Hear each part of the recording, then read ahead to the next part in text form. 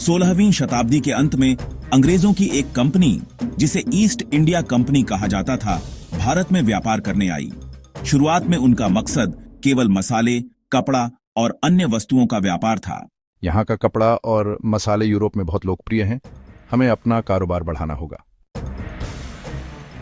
16वीं शताब्दी के अंत में अंग्रेजों की एक कंपनी, जिसे ईस्ट इंडिया कंपनी कहा जाता था, भारत में व्यापार करने आई।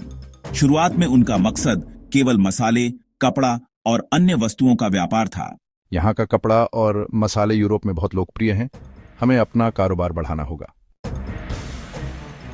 1757 में प्लासी की लड़ाई हुई।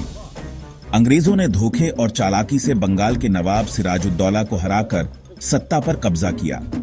यह अंग्रेजों के भारत पर कब्जे की शुरुआत थी। अब हम सिर्फ व्यापार ही नहीं बल्कि शासन भी कर सकते हैं।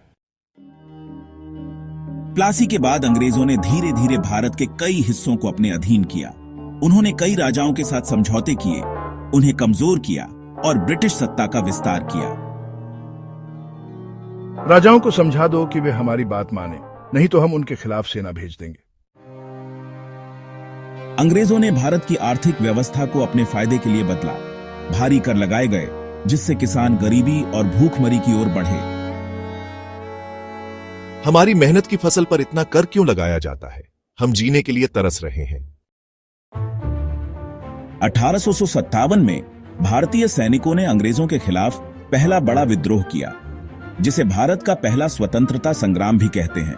हालांकि यह विद्रोह सफल नहीं हुआ, लेकिन यह ब्रिटिश राज के खिलाफ बड़ा झटका था।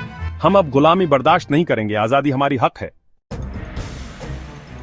1858 में ईस्ट इंडिया कंपनी का शासन समाप्त कर ब्रिटिश क्राउन ने भारत पर सीधे शासन शुरू किया। ब्रिटिश सरकार ने प्रशासन, शिक्षा और सेना पर पूरा नियंत्रण हासिल कर लाए। 20वीं सदी में भारत में आजादी की मांग जोर पकड़ने लगी।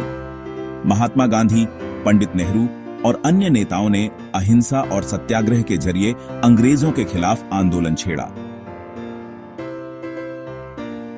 हमारी लड़ाई अहिंसा की होगी, पर हम अपनी आजादी अवश्य पाएंगे। लगभग 200 साल के ब्रिटिश शासन के बाद 15 अगस्त 1945 को भारत को आजादी मिली। यह भारत की नई शुरुआत थी। आजाद भारत अब अपने स्वाभिमान और अधिकारों के साथ दुनिया में एक स्वतंत्र राष्ट्र है।